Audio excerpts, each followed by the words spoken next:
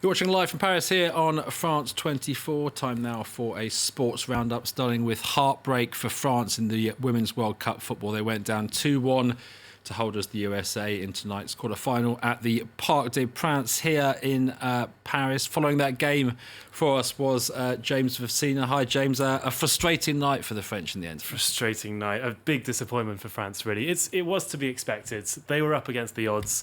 The defending champions there really not really managing to keep control over the whole game, but still they left with a victory there.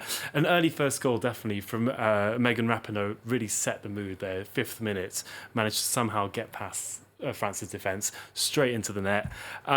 France really struggling to get a single goal on target in the first half, and the US you could really feel it at the beginning, really pushing them back, keeping them on their sides. More action though from the Blue in the second half. They really managed to step up the pace, coming up with some. They unfortunately missed out on some golden opportunities there.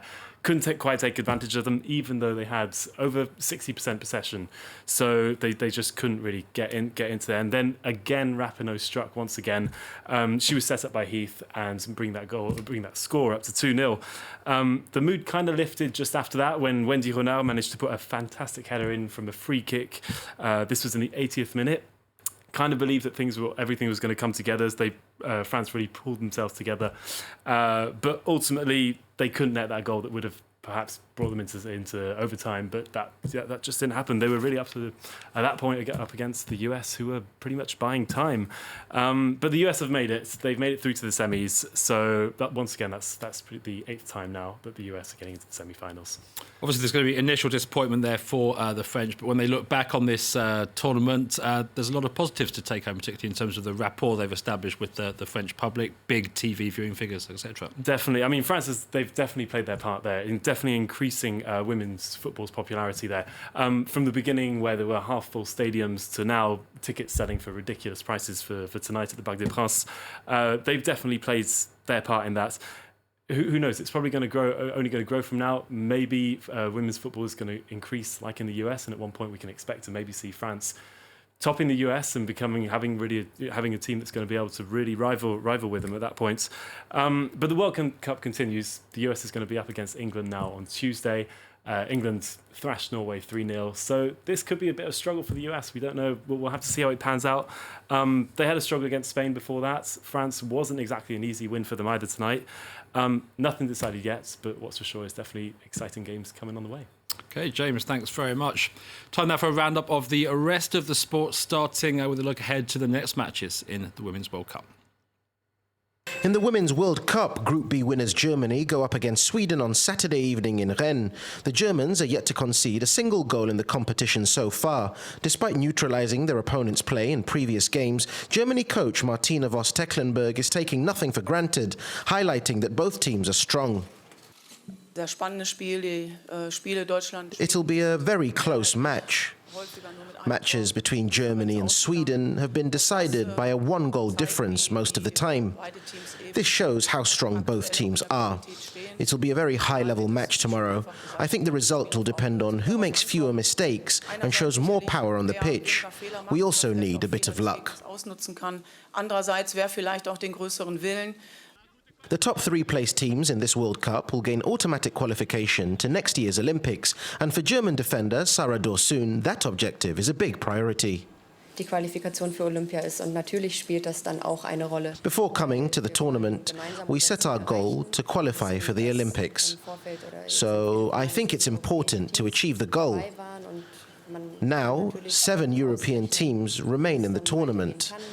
So we will continue to play our best football in order to achieve that goal. Das war im Vorfeld klar kommuniziert und da werden wir weiterhin alles für geben. Sweden will look to continue their good run of form after eliminating Canada to reach the quarter-finals. World Cup action continues on Saturday when Italy take on the Netherlands as the two sides meet for the first time in a Women's World Cup. France is going through a heatwave and temperatures reached 45 degrees on Friday. As a result, Italian coach Milena Bertolini isn't pleased with the fact her side play the Netherlands at 3 p.m. as opposed to the usual 9 p.m. time slot. Clearly, playing at 3 p.m. and not 9 p.m. with a different temperature could have an effect. I don't know how it will be tomorrow, but we could have a different intensity, a different rhythm, a different regularity in the rhythm of play. That's what's most disappointing, because so far all the games from the round of 16 have been really fantastic and of high quality. The Netherlands are the favourites, however their star, Lieke Martens, who scored both their goals against Japan, could miss the match. Dutch coach Sarina Wegman spoke on the matter.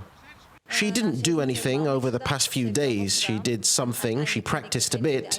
I'm the one that's making the final decision, together with her. Did she touch the ball? Yes, she did. With her hands or feet? Not that much with her feet, but that was not what we were expecting. But she did practice. Is it likely that she will play?